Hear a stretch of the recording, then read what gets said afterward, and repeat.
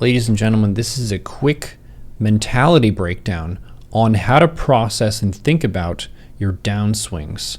So for me as a player, if you see my match history here, we've had what's called a downswing if you compare the losses to the wins. We've got 4 wins here on the screen. Everything else is red. Except for this was a practice last hitting thing, I guess. I don't know.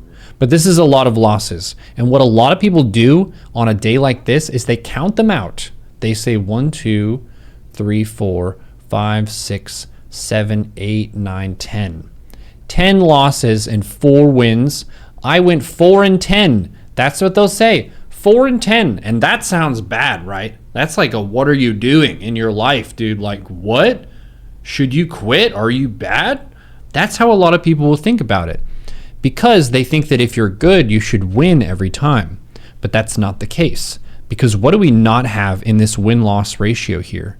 We don't have how well our performance was versus our team. We also don't have information about if it was an uneven match, if the enemy team was maybe just favored to win, perhaps, or if there was a smurf, as another example, or if there was a connection issue, as another example, or if there was BM, as in another example. So from today, I did not go, I guess this is today and last session as well, I didn't go 4 and 10. I gained 14 matches of practice. 14 matches of learning Dota and experiencing situations. And as long as I write down a few notes from the day, it's still been a fruitful day. I'm going to show you something really cool here. Something really cool. I wrote a non-zero amount of stuff today in the notes. I'm going to show you my Google document. This is a top secret thing. After you see this video, I'm going to destroy this video so that no one else knows this top secret thing. This is called journaling. And I have a Google document. This is free to use. Laning phase, I wrote some notes. If a third enemy hero shows in my lane before 10 minutes, fall back and farm the small camp behind my safe lane tower. There was a match where Crystal Maiden was like hiding in the woods for a full minute.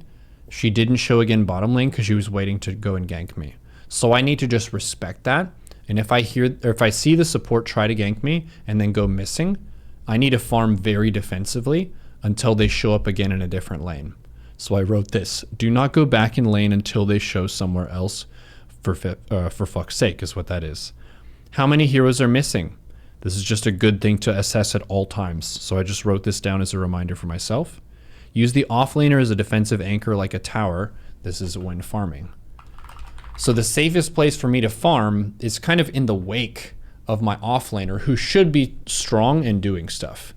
If I'm carry in early game, I'm farming very far from my team. That also means that no one can help me if the enemy team tries to hunt me. So this is just a quick breakdown on, hey, you went 4 and 10, whatever the win-loss was for the day. Your match history looks really bad. Don't think about it as win-loss, because that doesn't even give you information about what your practice emphasis is. You need to think about, I put in 14 games of Dota for learning, and I learned that I need to respect enemy hero rotates, and I need to position myself accordingly, and I need to position myself relative to my offlaner and my team throughout the game. Hope this breakdown helped. This is just a way to be less butt mad, because everyone has these downswings. It happens to all of us. If you can manage it in a way where you frame it positively and you think about what you've gained, you don't go into the next match bitter of the fucking Dota players today, fucking shit game, fucking smurf, blah, blah. You don't need to do that. You can just say 14 games of practice, watch the mini map, play with my offlaner or behind them so I'm safe, and we can win these games. That's it.